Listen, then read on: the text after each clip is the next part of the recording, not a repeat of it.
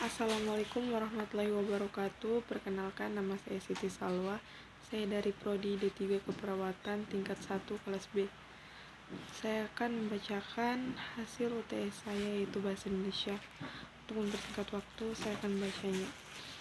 Baik, soal pertama yaitu sebutkan dan jelaskan kedudukan dan fungsi bahasa Indonesia serta berikan contohnya. Berikut adalah kedudukan bahasa Indonesia beserta penjelasan dan contohnya. 1. Bahasa resmi negara. Bahasa Indonesia adalah bahasa resmi Republik Indonesia. Hal ini diatur dalam Undang-Undang Dasar 1945. Contoh dalam dokumen resmi pemerintah seperti undang-undang, peraturan, dan surat-surat resmi selalu menggunakan bahasa Indonesia. 2. Bahasa pengantar di pendidikan. Bahasa Indonesia digunakan sebagai bahasa pengantar di semua tingkat pendidikan, mulai dari sekolah dasar hingga perguruan tinggi. Contoh, buku teks dan materi ajar di sekolah ditulis dalam bahasa Indonesia.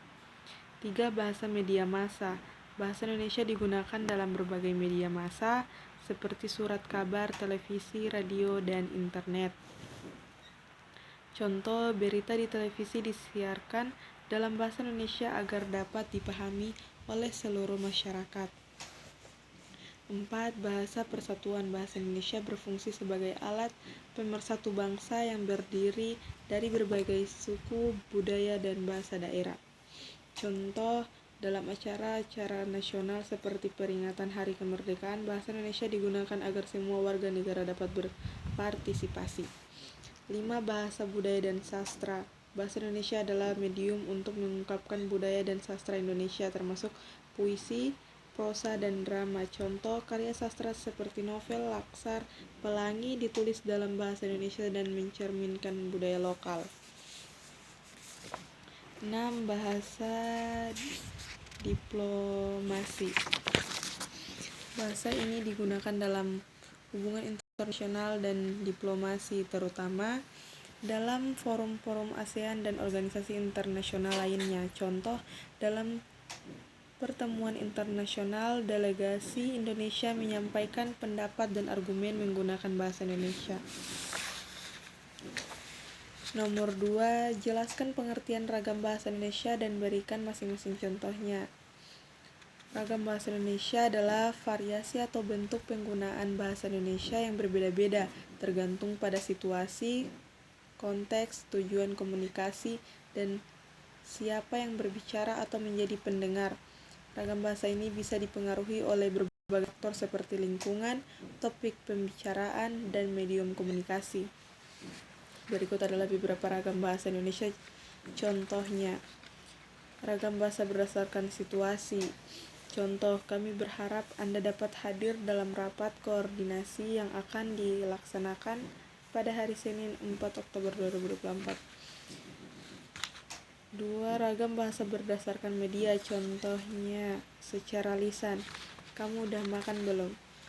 Secara tulisan, sistem pendidikan di Indonesia perlu ditingkatkan agar dapat bersaing di kancah internasional.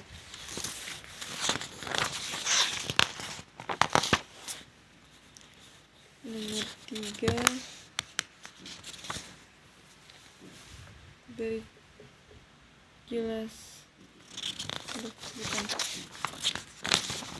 Nomor 3, jelaskan apa itu ejaan dan tanda baca dan berikan masing-masing contohnya. Ejaan adalah cara penulisan kata dengan benar sesuai dengan aturan yang berlaku dalam suatu bahasa. Ejaan yang baik dan benar penting untuk memastikan komunikasi yang jelas dan tepat. Contoh ejaan benar, buku belajar Indonesia. Yang salah, buku belajar Indonesia. 2. Tanda baca. Tanda baca adalah simbol yang digunakan dalam tulisan untuk memisahkan kalimat, memberi jeda, atau menunjukkan intonasi dalam membaca. Tanda baca membantu pembaca memahami struktur dan makna kalimat.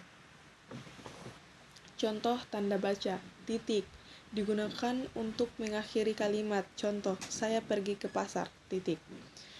Koma, digunakan untuk memisahkan elemen dalam kalimat. Contoh, saya membeli apel, jeruk, dan pisang. Tanda tanya digunakan di akhir kalimat tanya. Contoh, apa kamu sudah makan? Tanda seru digunakan untuk menunjukkan perasaan atau penekanan. Contoh, awas. Tanda petik digunakan untuk menandai ucapan langsung atau kutipan. Contoh, dia berkata, saya akan datang. Titik 2 digunakan sebelum daftar atau penjelasan. Contoh, saya suka buah-buahan. Titik 2, apel, mangga, dan pisang. Nomor 4, jelaskan pengertian diksi dan berikan contohnya dalam kalimat. Diksi adalah pemilihan kata yang tepat dalam sebuah karya tulis atau ucapan. Diksi mempengaruhi makna, nuansa, dan gaya bahasa yang digunakan. Pemilihan kata yang tepat dapat membuat pesan lebih jelas dan menarik. Contoh diksi dalam kalimat. Diksi formal. Saya akan mengadakan rapat pada pukul 10.00 pagi. Nomor 5. Berikan contoh seperti apa kalimat efektif dan jelaskan pengertiannya. Kalimat efektif adalah kalimat yang jelas, padat, dan mudah dipahami. Kalimat ini menggunakan kata-kata yang tepat tanpa kata yang berlebihan, sehingga dapat menyampaikan maksud dan dengan tepat. Kalimat efektif juga memiliki struktur yang baik, sehingga pembaca atau pendengar tidak bingung dengan informasi yang disampaikan. Ciri-ciri kalimat efektif. 1. Jelas, menggunakan kata-kata yang tepat dan mudah dimengerti. 2. Singkat, tidak bertele-tele dan langsung pada pokok permasalahan. 3. Tepat, menggunakan istilah yang sesuai dengan konteks. 4. Sederhana, menghindari penggunaan jargon atau istilah yang rumit kecuali diperlukan. Contoh kalimat efektif. 1. Efektif. Masyarakat perlu mengetahui pentingnya menjaga lingkungan agar tetap bersih dan sehat. Contoh 2. Dia sangat senang mendengar kabar baik itu. Baik, di nomor terakhir atau nomor 6. Jelaskan pengertian paragraf dan jelaskan pula pengertian paragraf deskripsi, eksposisi, narasi, argumentasi, dan persuasi. Paragraf adalah sekumpulan kalimat yang berkaitan dan menyampaikan suatu ide atau gagasan tertentu. Paragraf biasanya terdiri dari satu kalimat utama atau topik dan beberapa kalimat penjelas yang mendukung kalimat utama tersebut. 1. Paragraf deskripsi.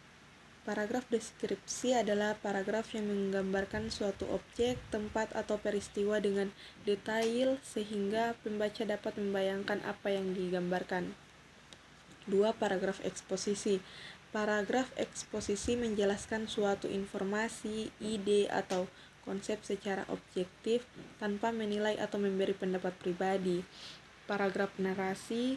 Paragraf narasi menceritakan suatu peristiwa atau cerita dengan alur waktu dan biasanya melibatkan karakter. 4. Paragraf argumentasi. Paragraf argumentasi berisi pendapat atau argumen yang didukung oleh fakta atau alasan untuk meyakinkan pembaca.